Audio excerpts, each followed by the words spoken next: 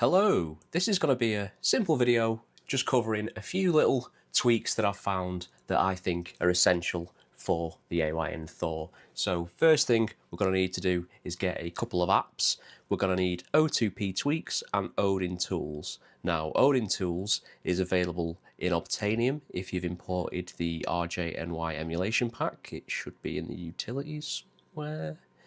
There we are, AYN Tools. O2P Tweaks, however, you're going to have to get from GitHub. So if you go over to Chrome, just search for O2P Tweaks app GitHub. I will leave a link for this in the description. And you're looking for this Feral Al, or Feral AI, not too sure which one it is. So we'll tap into that. Go down to these releases on the side. And then we'll just download that APK and then you can install it. I've already done that, so I won't show you how to do that. So once you've got those set up, let's crack on. So the first thing we're going to look at is per app configuration. So these can be very powerful and a great way to balance your performance and your battery without having to do things manually. So if you open up any app, for example, if I open up, say, JamesDSP, you'll see this little grey bar on the right hand side. Now what this is, it's a shortcut to a little configuration menu. First thing we're going to do is we're going to hide the white bar because it's a bit ugly. So we'll swipe down from the top till we get our quick settings. We'll scroll across and we're looking for floating icon. There it is. Now you can tap it and turn it off completely, but you'll lose that functionality, which we don't want. So if you turn it on, if you tap the little arrow, it can be a little bit finicky. It popped up then and it went off. You can turn the transparency right down to 0. So it's invisible, but it's still there. So why do you want to keep it? So if you've swiped down from the top, you'll notice that you have these performance and fan settings here. So if I just tap performance, you'll see we have standard, performance and high performance. Now obviously, with these different settings, they're going to affect things like battery life and the CPU temperature. So for most apps, we'll just leave it on standard. Anything like your RetroArch or your classic systems, they're not going to need it. However, for certain ones, slightly higher end emulators or PC emulation, we're going to want performance or high performance. So for JamesDSP, you'll see if I tap this setting here, it's currently set to follow global, which for JamesDSP I think is fine. So I'll just leave JamesDSP as is. For now, if I say we'll look at something like Eden for our Switch emulation, and I come over here, so for some reason the fan mode is set to sport, I want it set to smart. And I want this, I've already done it, but you can see here, I've set this to high performance. So whenever I load up Eden, it will automatically set that performance profile without having to go in here every time. You'll see these are grayed out because they've already got that profile applied. But if I were to go to the home screen and do it this way, without having to manually remember to do it and then wonder why my games are running a little bit slower, it's just an easy way to set things up. So I'll just show you another one. So if you go to Nether SX2, so PS2 emulation, you probably want to give it a little bit more juice than normal, but it doesn't need the whole hog. So we're just going to leave that on performance mode. And I've left the fan here on quiet. You can set it to smart or sport. I wouldn't recommend setting it to sport because that's just loud. However, quiet or smart, entirely up to you. Personally, for the fans, I tend to, for the most part, leave them on smart. Don't know why that's on quiet. So that is per app profiles. Okay, next up, we're going to look at charging separation. Now, if you're someone who, like myself, you tend to play most of the Thor when you're sat on the sofa or you're sat in bed, I tend to leave it plugged in whilst I'm playing because it charges on my bedside table throughout the night. Now, obviously, with it being a lithium-ion battery, heat and constant charging will degrade it over time. So in order to maximize the battery life, we want to use our good buddy AYN Tools and set up charging separation. So we're going to load it up. So AYN Tools, if you're not aware, it was originally designed for the Odin, however, it is compatible with the Thor. So the only ones I enable on this one, I enable the single press home button. So when you press the home button, it doesn't ask you to press it again to confirm. The M1, M2 buttons aren't applicable because they don't exist on the Thor, but it's this one we're looking for, charge limit. So if we tap into here, it's going to enable the separation at 80% and turn it off at 20%. Now, What does that mean? So basically, if you've got a device plugged in, you might notice this on things like laptops, for example.